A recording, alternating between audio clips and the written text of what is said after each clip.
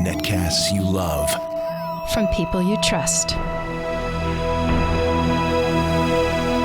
This is Twit. Bandwidth for Know-How is brought to you by CashFly. Today on Know-How, the Internet of Things and security and privacy.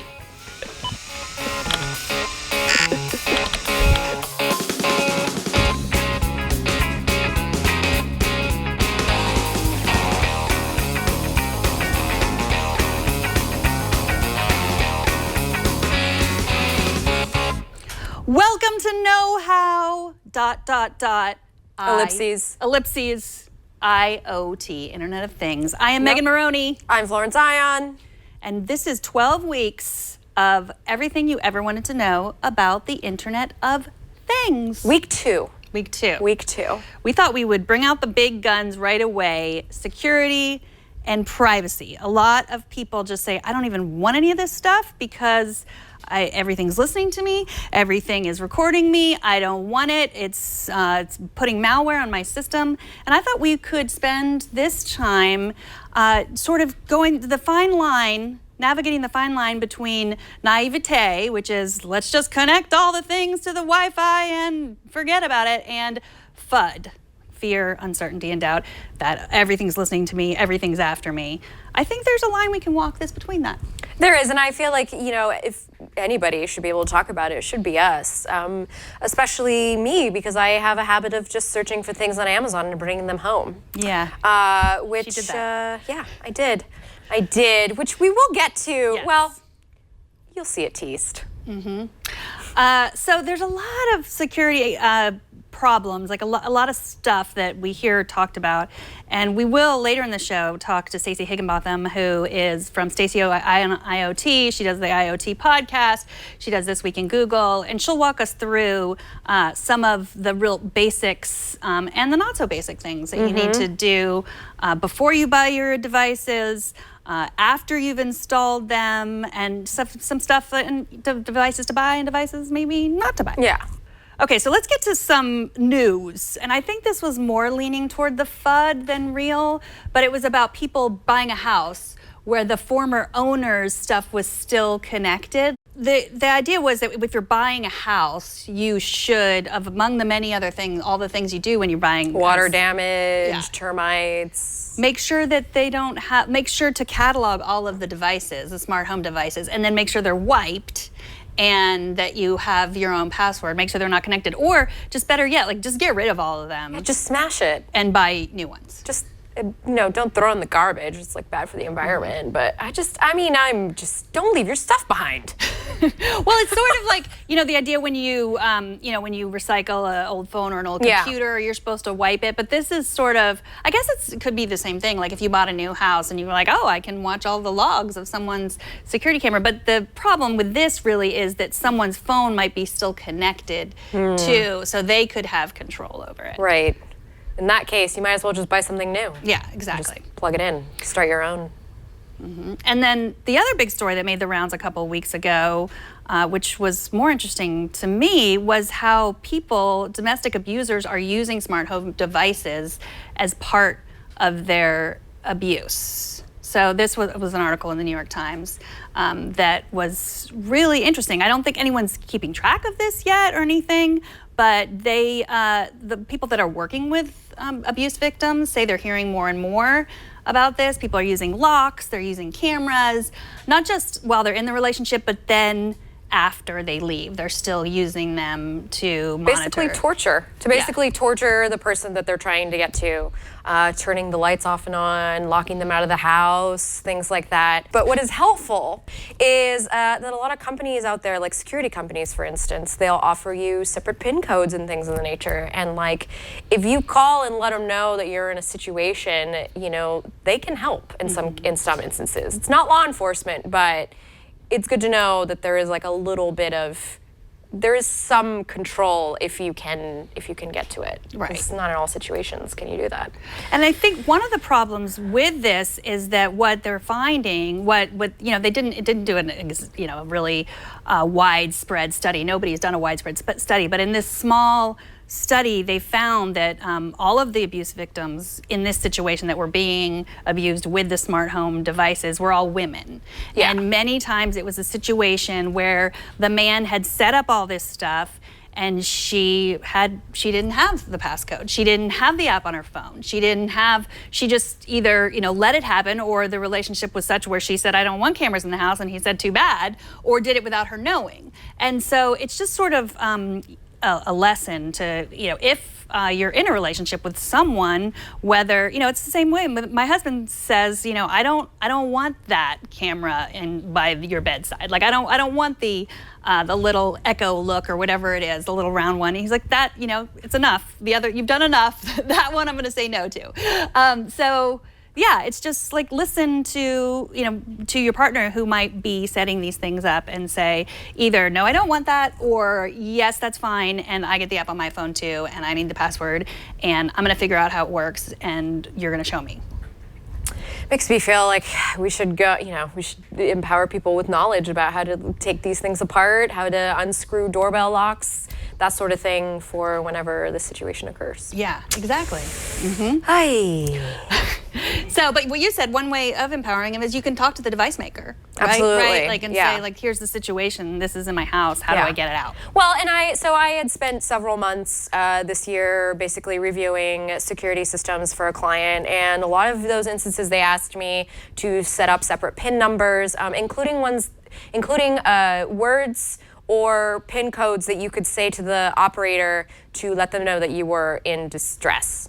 So you could give them a specific number and they would say, oh, that's your distress number, I'm gonna call the cops, that sort of thing. And I appreciate that sort of thing exists because it's really taking those things into consideration. But yeah, it's very unfortunate that this has become a weapon in some instances. Yes, and Nicole Lee from Engadget, our friend Nicole Lee, wrote a great piece. She did. About, based after this New York Times piece came out, based on what you can do, some of the things you can do. That's where I got the tip about calling, actually. That's where I was reminded of the PIN numbers and the fact that you can set up these distress codes. Yeah, and just you can complain about it. I mean, a lot of this, as we know, a lot of this technology is made by people who haven't necessarily thought of how it can be used in bad ways. Like, I'm finding that is one of the biggest things in tech right now. Like, just people set out to have something that is going to be great, and through no fault of their own, except maybe not considering every option, which is very difficult, the thing can be used for nefarious purposes. And so I know that when the Echo, the Albuquerque came out, and you could just say that, call whoever, there was no way to block the phone call. Like, if anybody who was in my contacts list could automatically contact me, and in the beginning there was no way to block that. And so a woman tweeted about it and complained, and then they fixed it. Yeah. So, that's one way we can do this, just complain as loud as possible. That's a consumer right, actually. You should definitely leave a review, complain when you can, let manufacturers know how you're feeling about their product, in whatever situation is happening. If it's not working, also let them know that. Is there anything else that we need to talk about before we get to Stacey? No, I think Stacey's got some good tips for us coming up. So I think we should dive into those. Everything that I learned about Internet of Things security and smart home security, I learned, of course, from Stacey Higginbotham, who does Stacey on IoT and is a regular host on This Week in Google. And she's here to answer all of our questions. Thanks so much for coming on, Stacey. Hi, Stacey.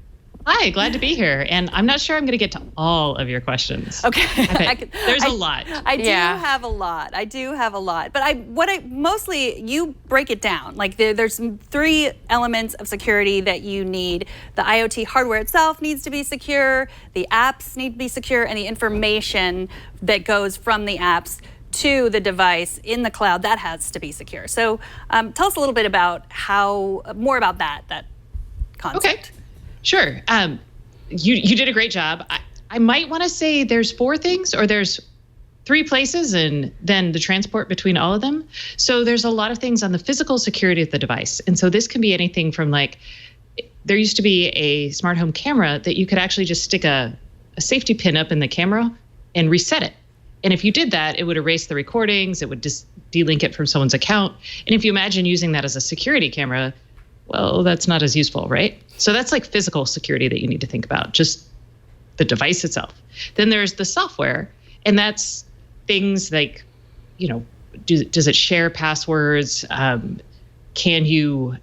Does it require two-factor authentication, like basic software security things? And then in the cloud, there's things like, hey, are you storing people's passwords in plain text? Oh, you shouldn't do that. Have you secured all of your, or Amazon Web Services instances, those kind of things. And then there's the security of things going back and forth. So that's device to your perhaps router and then up to the cloud, or it could be device to the phone to the cloud. All of that should be encrypted. And then finally, you should probably have corporate policies to think about what data you need to collect and why. So maybe you don't grab everybody's Wi-Fi password because you don't really need it. So that's kind of the big thing. Stacey, I think one of the things that I have trouble with is giving people the right kind of advice, because a lot of people out there, they're not as tech savvy as maybe the rest of us, and maybe tinkering around with the router and all that sorts of stuff might be a little over their head. So, I'm thinking, do you have to be a network engineer to keep this stuff secure? Can it be just as easy as like making sure that your passwords aren't the default, making sure that you have two different Wi-Fi networks, one for your smart stuff and one for the regular stuff that you do in your home? Okay, wow, that was like really easy, and then some next level crazy stuff there. So yes, the first thing you should do for everybody who wants to have more security in their IoT gadgets is to change your passwords on your devices. And actually, I take that back. The very first thing you should do is get a password manager, or to get a little notebook and write everything down. Because you're going to have I have 50 some odd apps on my phone, and I can't remember all those passwords. So that's your first step. And then I would say change your router password. It's not so hard. And if you're like, oh, that's so scary, just buy a new router. Buy some of the newer routers are very user-friendly. They have, they'll force you to change your password. They also have guest networks automatically set up for you, and they're going to auto-update when vulnerabilities are found in Wi-Fi. So if you're serious about setting up a home, like a smart home, start with a good router. And this could be any of the modern, like Orbi from Netgear, Eero. There's so many. There's a lot. Well, I know Linksys too has a really major mesh network that's supposed to be the best. Yes. Yeah. And with that, make sure when your kids' friends come over, put them on a guest network. Yeah. Or your sketchy roommate, or in my case, my sketchy brother, when he comes over, he gets the guest network.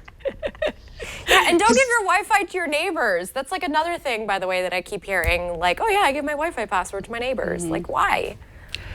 So what about this guest network, running your devices on a guest network? We had someone email us, because last week we showed all of our devices, and I just threw IoT willy-nilly across my house. And this viewer said, I just want a Ring video doorbell. Ring is our sponsor. I don't want anything else. Can I effectively just run that on the guest network? Have you ever tried to do that? I have. And the doorbell is actually a really prime example of where you can run into problems with that. So the challenge with a guest network in running everything on it is you're going to get some latency when your phones, because a lot of these things talk to your phones, are on another network. So in the case of the Ring doorbell, it's going to be on your guest network. That signal, when the doorbell rings, isn't going to go direct over the Wi-Fi network. It's actually going to go up to the cloud and then back over down to the Wi-Fi network, or down to LTE, down to the Wi-Fi network. So it's going to introduce some latency. You'll see this becoming an issue if you do a lot of geofencing. Mm-hmm. I set it up for 3 weeks, and I felt it. I hated it. It did not work for me, but it is inherently more secure, and that's, security. It's a trade-off. So if you're willing to make that trade-off, set it up that way and see. So what about, I know another rule that you have is all your devices have to get automatic firmware updates over the air. How do you know if your device does that? How do you know if you're getting them? There are definitely more convenient ways to do this. A lot of them will tell you they do their updates at 2 a.m, or they will give you the option of when to schedule them. So I always take that. But you really just kind of have to hope. So as a reporter, when a big vulnerability comes out, I will actually call all of the major vendors and I'm like, hey, have you updated it yet? And then I go look for that. And that gets to the kind of other piece of advice I give people, which is buy from reputable brands. I know it sucks to pay 10 extra or 20 extra for something, but you at least know that they've got the personnel behind the scenes to actually do the updates. And if they don't do the updates, then just no. But those are also the people that reporters and stuff are going to check up on too. We're not going to check up on random no-name brand from China to make sure they're doing their updates. Okay, but let's say somebody does have a random no-name essential oil from China, essential oil diffuser from China in their house. What could they do to keep that secure against any possible threats or vulnerabilities? Such a hard word to say out loud. So if it's a Wi-Fi connected device, I would definitely put something like that on a secondary network. Yes. I wouldn't let that, because there's no reason for that to talk to anything else, right? It's true. But it's extremely convenient. I have a lot of opinions about that, starting with a connected air monitoring system I set up. And I was like, essential oil diffusers, they could be really deadly for you in terms of putting pollutants into your indoor air. Just buy money, spend your money on something higher quality, or buy something like, Wemo is mostly legit. They do updates. Buy a connected outlet. An outlet. And then plug your diffuser into it. Right. You could call it air diffuser. Yeah, that's what I should be doing. So basically your advice is, instead of just searching on Amazon to find the best price for internet connected anything, look at reviews. Like, go to your site, Stacey on IoT, go and check out some of the reviews we've done, or just Google it and find a respectable person that you already trust from a respectable brand. If it's not from a respectable brand, then look and see if someone's already reviewed it. And if they say, it gets over-the-air security updates, push updates, and that's great. Yeah, and I would say for us in the tech press, it's our job to actually ask people about this. So a good example is, there was a $20 Wise camera, and I was like, this is way too good to be true. But everyone was like, Stacey, oh my God, I want to buy this. And I'm like, well, hold on. So I called them up and I talked to them, and I figured out why it's so cheap and it's okay. And I read the terms and conditions and the privacy policy just to, make sure it wasn't so cheap because they were selling your nude pictures on the internet, So those companies can still lie to you. And many next level people will be like, well, I'm checking to see where my packets are going. But that's way too much for normal people. As long as you brought up the Wise camera, I looked into it too. I didn't call them, but I definitely heard your advice about it too. Are they just doing things on the supply chain to get the price so low? How is the price so low? Why is it so low? So they're ex-Amazon people. So their whole goal in life is to sell a ton of these things at a very slim margin. So that's one. Two, they're pulling the camera design from China. So the software and the hosting for the cloud provider is in Seattle. So everything's built and hosted in the US, but the camera comes and is OEM'd in China, and they just slap their software and whatnot on it. So that's how they're doing it. People have looked at where the packets are going, and they're like, hey, some of them do go to China. And I asked the company about that. They were like, yeah, it's because it's a Chinese, it's made in China, but we're hosting everything. All your data is with us. And they could be lying, but at some point in time, I got to assume that they're not, because that's a terrible world to live in. What about privacy versus security? I think we throw around the terms a lot equally, but they're really not. So how do you, how do you make your devices more private as opposed to just more secure? Right.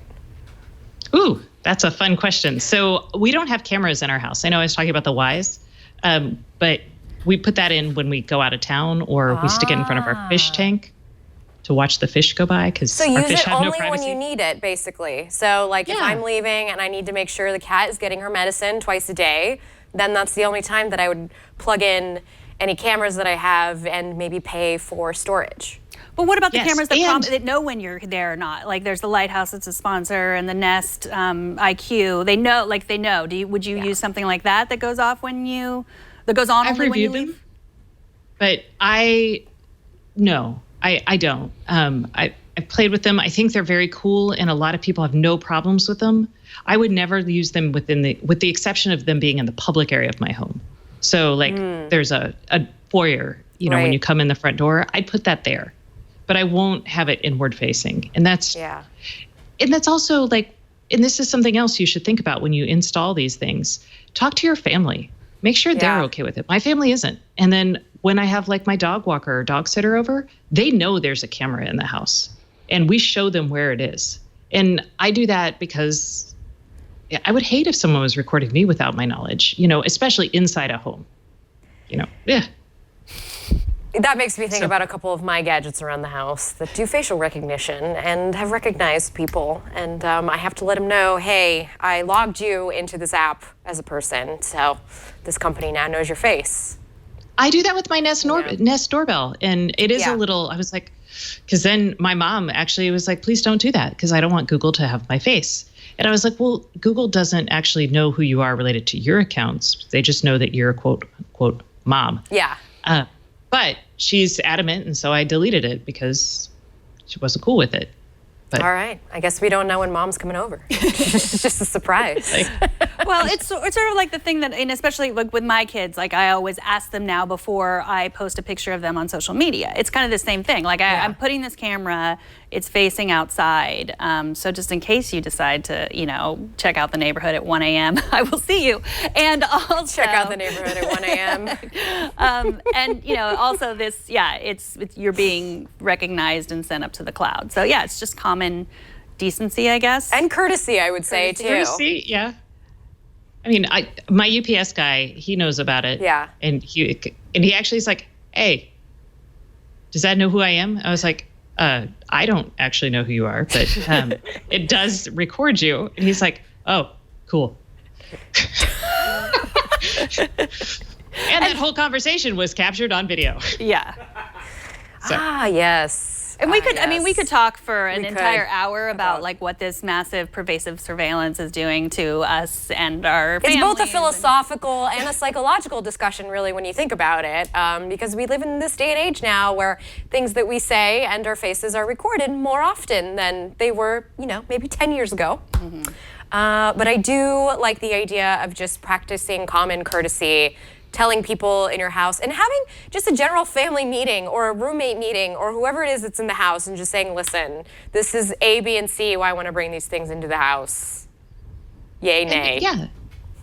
And ask what's important. Like my daughter for the longest time didn't want any connected device in her room. And she's 11 now, and the Hue light bulb finally got to her. Amazon plus the Hue light bulb. And she's like, party time. But up until then, she was like, I don't want a connected switch. I don't want anything. And I was like, that's fine. That's cool. I respect that. Mm-hmm. So, and it'll change over time. Maybe somebody's having like a hard time in their life and they're like, finally like, get it all out. I'm done with it. Mm-hmm. And that's okay too. Yeah.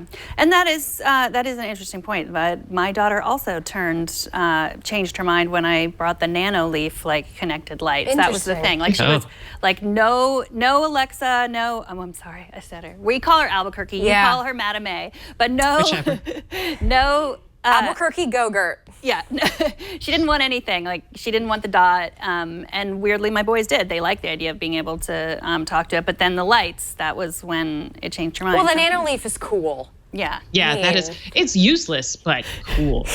I love ours. I'm like, oh.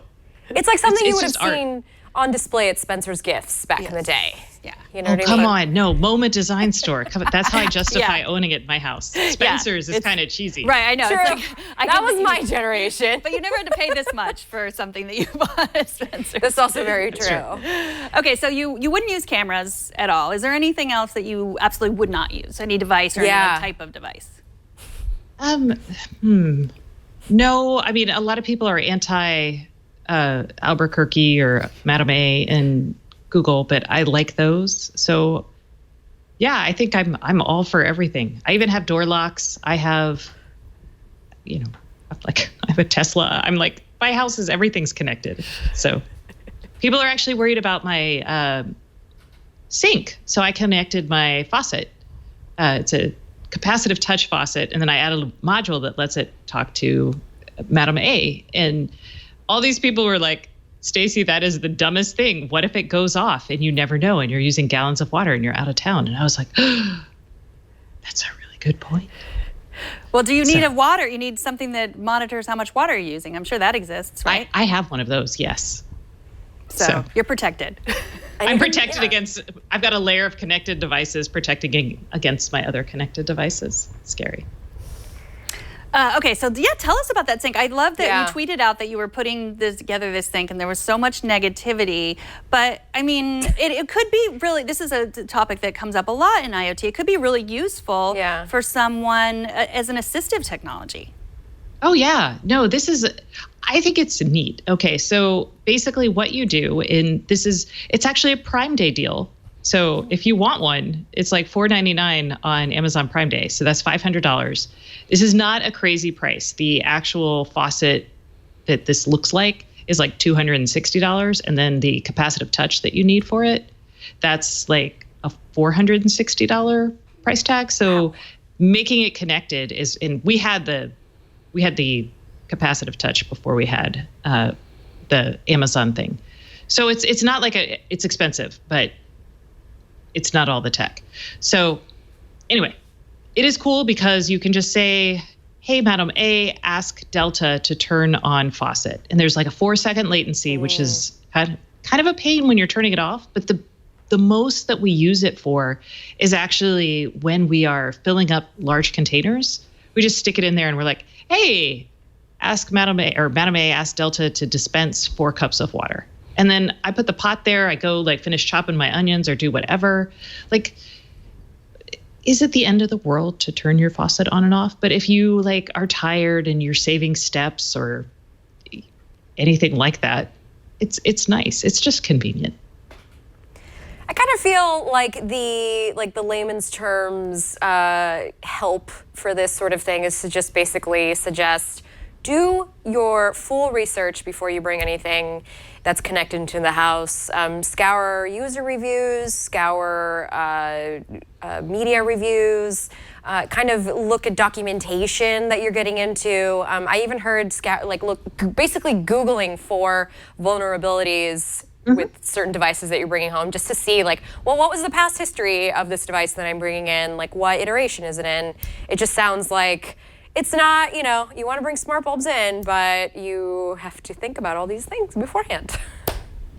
And that is true. Yeah. And what about someone and look for over-the-air updates. Oh, right. And someone who's not in this world, like, I mean, all three of us are constantly checking the news about this kind of thing. But if you're not, like, what do you do a year in? Do you recommend that people have like a spring cleaning sort of, let me check to make sure all my devices are updates. Let me, make sure that they haven't been sold to another company that is going to do something different with my data. Like, do you recommend, what do people do like 6 months, a year, 2 years in? Yeah. Wow, I hadn't thought about that. I mean, I look for the updates. I mean, when a company gets sold, they're going to update their privacy policy. And so I open those emails and I read them and it sucks. It's very boring. It's no one likes that. So that's the other, it's hard to tell people to read the EULA because it's like filled with all this jargon. How do you even know what it's like really saying in there if you're just, I look for things like privacy. I look for updates. I look for data retention is a good search term to look for. Third-party marketers is another search term that you can just use. Those are all scary words, actually, when you think about it. But they're not going to tell you like, hey, we store our passwords in a secure hashed manner. They don't actually go that deep. So those things you don't know, and that's kind of freaky. Like, they're working on NIST standards. ISO has a standard. UL has a standard they're trying to get. But there's nothing right now. So if you're really worried about that, or maybe you're like a drug kingpin and you want privacy, maybe you don't get this stuff. I mean, if you're a drug kingpin, honestly, you should not be bringing all these connected devices into your house. Like, just live with the one light bulb you've got in the warehouse that you're using. That's all I'm saying.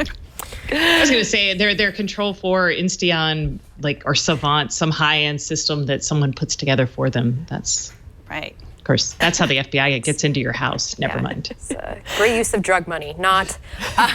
We digress. So do you have any like homemade IoT stuff? Like do you use a Raspberry Pi or like any open source stuff? Have you dabbled in that in your house? I have. Right over there, I have a Pine 64 running OpenHAB. And it is super fun and super nerdy and like a pain in the butt. So I don't recommend that for like normal people. This is not what your mom's going to do, or even your dad. Even my dad, and he's a double E. I mean, honestly, I don't really want to do it either.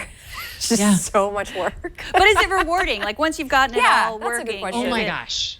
I spent like, after putting OpenHAB in, I spent like 2 hours crafting an exact lighting scheme because I could go so granular. And then I was like, what was I wasting my life on? I did like a dinner party scene that, was it beautiful? I thought so. But did I really need to do it? No. No, you did. I have other things. You did. You needed to have the right lighting because I know I'm the same. I need to have the right lighting for the movies. I need to have the right lighting for the friends over. I need to have the right lighting to read. I need to have the right lighting to have serious discussions with my husband. See, and this is the road you go down, and then your whole life is done. You've got nothing left to. Oh, this is why lights just had on and off. Yeah. Well, I'm always inspired by what you do. Like you have all these things that you do, like when your website publishes, a light goes off and like all that kind of stuff. I'm always inspired by that. Is that stuff worth it? Yes, it is. So I love it. I love that. So I was really excited originally about IoT because of the ambient information. I mean, we're in an information heavy industry. So it was nice to be like, I can go away from my computer and like, I know when I need to come back to it. So I had like a bat phone for my editor. He would, when he sent me a text message, you know, all my lights would turn, I think it was red or flash or something. And it was great because like, I didn't have to be at my computer all day. I could go down and like, you know, start dinner or something. But if something happened, he could totally get me, right? That was great until like my publication GigaOhm, when it went under, like we were texting like mad. And my husband was like, oh my God, turn that off. It is so irrelevant now. So, and that's the thing you've got to think about. You've got these things, you set them up, and sometimes you forget about them. And then they're like, I had a light that my husband, it's an outlet. It's by my husband's bedside table. And it turns on every time the weather gets above 90 degrees. And I could not for the life of me figure out, A, why it was turning on, B, what recipe I did, like what controlled it. I figured out why it was why it was turning on, because it used to be plugged into a fan. So that made sense. But I can't figure out where I created this. And I've got like 6 different software programs running all throughout my house. So it just turns on when it's above 90 degrees, and we just live with it. That's it. Yeah, I had the same thing happen. I set my lights to turn on when the sun set, so it was set to, you know, that makes sense, right? The sunset, you need lights now, but inevitably it would be always when the family was gathered on the couch to watch TV and wanted it dark, and all of a sudden the lights would go on, and it was never exactly the same time. And my family was like, I know this is something you did, Mom, and I don't exactly know what it is, but you need to make it stop. So I figured it out. And yeah, that's the fun part. These are the stories we'll remember later. I mean, yeah, torturing our families with turning the lights off and on when they're home alone because you just want to give them a scare. Or turning them all off when you leave. We've left babysitters like in the dark because we geofenced everything to our phones, and we didn't think about that. Yes. I did that with security systems that were using geolocation. Every time I'd leave the house, the cat sitter would come in and it would turn off the alarms, and it would just be like complete chaos. Why do you have so many alarms? Well, you see, I do this for a living, et cetera, et cetera. I just tell people I'm crazy now. I've started doing that. I just tell people, like, it's a hobby. I don't know. And it is a hobby now. Like, I go to Best Buy and I'm like, I got some money. Should I get another bulb? Yeah. I really should stop. It's a hobby or an addiction, you know, whichever. Listen, I'm supporting the economy. Yeah. Stacey, thank you so much for taking the time to talk to us. Stacey on IoT has reviews of tons of stuff. The review about the connected faucet is up there, and we'll link to that. We'll also link to an article which is the IoT that Stacey has loved, so you can check that out. And Stacey has a podcast as well. Stacey on IoT. with Kevin Toffel. And a newsletter, Oh, it's just which I called the subscribe to. IoT Show. It's Right, the it's not- Internet of Things podcast. Yes. with Kevin Toffel, and it's great. So yeah, we definitely subscribe to that too. Anything else? Any other place we should point people? No, that's great. Stacey on IoT is the website, and the Internet of Things podcast is the podcast. Thank you, and please thank your dog too. It looks like she's taking a nap down there now. She's calmed down. All right, we'll talk to you soon. We got some feedback. We did. Yes, Bob from St. Charles wrote to us. Thank you so much, Bob. We want to hear your feedback. Just send it directly to me, Megan@twit.tv, or send it to Flo on Twitter, @Flo, or send it to me on Twitter, Megan Morrone. Bob from St. Charles writes, I'm borderline disabled, and I love the Ring doorbell for answering the door from my iPhone. It's frustrating when the bell rings when I'm in the basement or bedroom, and by the time I hobble to the door, whoever was there has already left. With the Ring, I can see who is at the door and tell them to be patient. The whole of IoT is great for those who have trouble moving around. So as I mentioned before, Ring is our sponsor, but that's something that all of this is a trade-off. Like a lot of people, it might be a real privilege to be able to say, I'm not gonna have any of those devices in my house because they're listening to me and they're watching me. But for assistive technology, they're great. And so thank you, Bob, for pointing that out, that the Ring and other doorbells, I'm sure, and there's a lot. I mean, we'll be talking about this all throughout the next I was going to say, or if you weeks. have debilitating anxiety and or you're just having an incredibly difficult day, which, Flo can speak to, and you just don't want to see people, just leave the package at the door, please. It's a convenience factor. It becomes a part of life, and so you don't feel weird doing it when you have to do it. And now for the segment that we're calling What? I just decided. What? IoT what? So you have this device that you've been dying to tell us about, and you've already kind of told us about several times. Okay, well, Stacey told me that I need to chuck it out the window, so now I've got to chuck it out the window. But yes, I found this very affordable $20 essential oil diffuser that has all sorts of colors. Now, I can't control it here at the Twit Studios because it's connected to my home Wi-Fi. But, oh, look at that. It's like a blue. So at home, this is purple. And I, of course, love a lavender smell. So that's what I brought with me today, is a lavender oil so that, we can. So the thing about this is it works with Google Assistant and Albuquerque. So I love that I can basically use my voice to turn this on. Not only that, but because I use the Google Homes at home, I can put this into a routine through the Google Home app. And then when I start my day in my office, I have this wonderful essential oil smell that's being misted throughout. Oh. I put a lot of lavender in there, so it's going to be very, very potent. But yeah, now my room is just, and I have like a lot of purple and yellows, so I have like a nice color scheme going on. I've got a Hue Bloom in there as well that kind of like lights up so I have this nice workspace, but now I think what I need to do is retire this and go get my unconnected essential oil diffuser and connect it to one of the many TP-Link outlets I have at home and just doing it that way. Couldn't you just disconnect that, or are you going to return it to Amazon? No, I mean, it's So, but couldn't you just disconnect it so that it's no longer Wi-Fi connected and then use it in a smart plug? Yeah. Okay, that's what I I'm guess I saying. could do that. Instead of buying a new one. That's true, and then I would have the pretty colors that come with it. Yeah. Yeah, so this one was $20, so it wasn't like you made a huge on Prime, investment. baby. And the app doesn't seem like a bad app. Like it seems like, oh, okay, but it's definitely not like a brand I've ever heard of before. Yes. I did the show. So everything that we said not to do, you did. I did. You just went, you saved some money, and but that was a good advice for connect it to the smart plug so that you have the control, but you're not a known smart plug. Yeah, but I didn't even know this existed on Amazon until I did a little search for it. And so it's just interesting to see like what's out there. And of course, there's a security element to this, but Megan and I are here to do this stuff for you so that you don't have to do it. We're the guinea pigs. Right. So this is what I did. You don't have to copy me. Mm-hmm.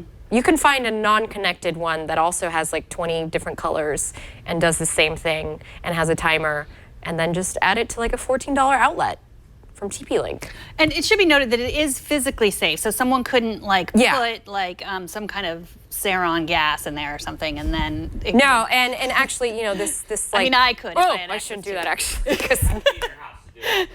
No one's gonna, and also this thing shuts off after an hour. It never goes on for more. I think 3 hours is the maximum that it does on its own without the app.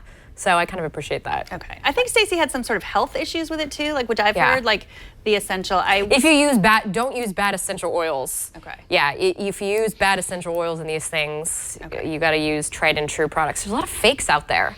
Yeah. But I bring this here because it's important to note as well in the world of connected stuff is that there's a lot of fakes out there. I think I'm killing Burke with this, by the way. I hear him hacking along in the corner. If we need to get rid of him. I don't know. It smells good to me, so I'm going to enjoy this.